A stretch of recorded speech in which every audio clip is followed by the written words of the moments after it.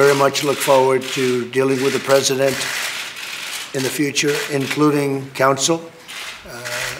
He explained some of the difficulties, some of the high-flying assets, and some of the really great things that have been achieved.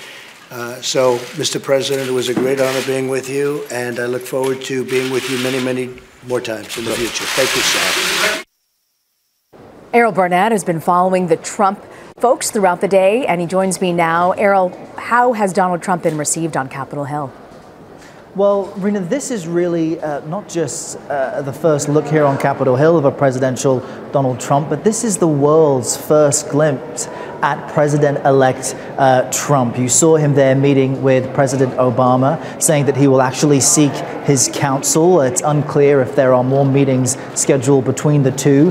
From that, he came to the Capitol Hill Club next to Congress here to have lunch with Speaker Paul Ryan, who is the House Majority Leader. From there, he met up with Vice President-elect Mike Pence, with his wife, the incoming First Lady Melania Trump, and came here to Congress to see the palatial grounds and see Speaker Ryan's office and get a tour of where he will be sworn in come Inauguration Day in January. We can see him looking out with Melania Trump out to the Washington Monument and really seeing the symbolism here. And it is likely that Mr. Trump was able to see the Trump International Hotel from where he was standing. But this is much less of what Donald Trump can see, and now it comes down to what Mr. Trump can do as president. So after he met with the leader on the House side, he went over to the Senate side of these chambers and met with Majority Leader Mitch McConnell, where, as you mentioned,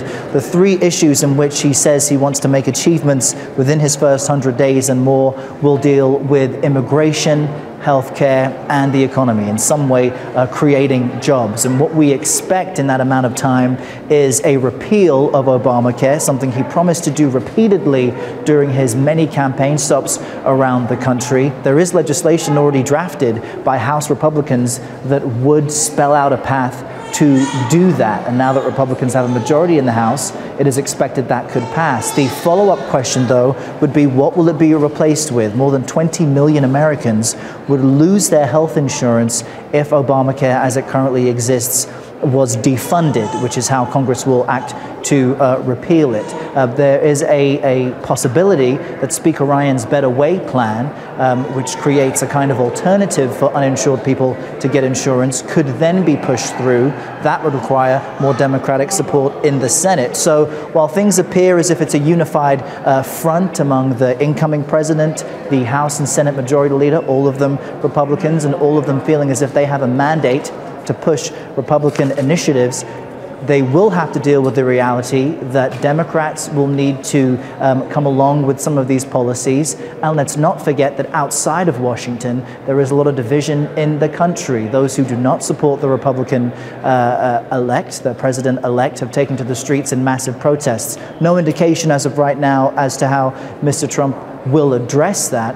But he did have positive words for the outgoing president, someone who spoke out forcefully against him and said he was temperamentally unfit for the office. So we're getting our first glimpse of President-elect Trump today. A lot of olive branches extended over there in Washington, D.C. Errol Barnett reporting from Capitol Hill. Thanks, Errol. Sure.